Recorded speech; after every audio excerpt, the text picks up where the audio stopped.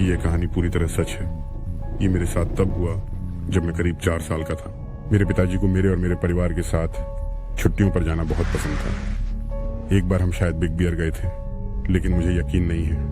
वैसे भी हमने एक केबिन किराए पर लिया और मुझे ज्यादा याद नहीं है, लेकिन मुझे याद है कि केबिन अंदर से बहुत खूबसूरत था।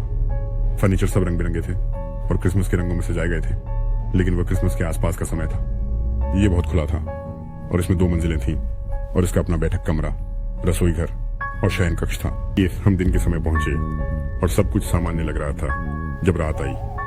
हालांकि हमने आवाजें सुननी शुरू कर दी।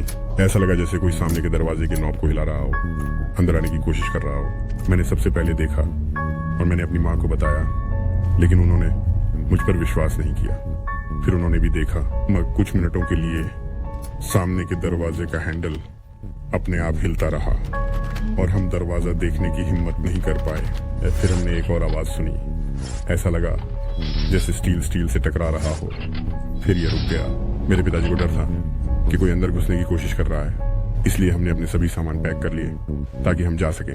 लेकिन इससे पहले कि हम जा पाते, मेरे पिताजी ने पुलिस को बुलाया और उनसे परिसर की तलाशी लेने के लिए कहा। समस्या ये हम पिछले दरवाजे से बाहर निकले क्योंकि आवाजें सामने से आ रही थी। हमारी कार केबिन के पीछे की ढलान पर थी।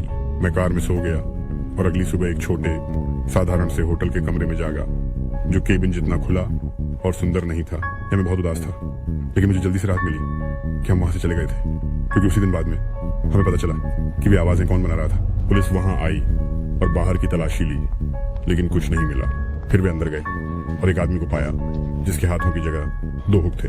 वह अपने हुक से दरवाजे का हैंडल घुमा रहा था। फिर उसने अपने हुक को एक साथ टकराया और तभी हमने सुना, क्या वह अभी भी स्टील पर स्टील था।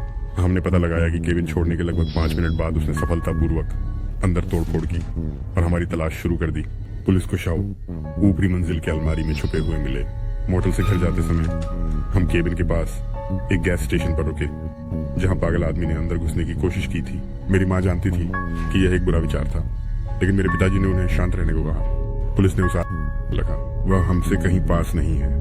हम सभी छोटे दुकान में कैंडी और स्नैक्स खरीदने गए थे। जब हम दुकान से बाहर आए और अपनी गाड़ी की ओर लौटे तो हम काफी हैरान थे। हुड पर एक नोट था जिस पर लिखा था, और भी हैं, जल्द ही मिलते हैं।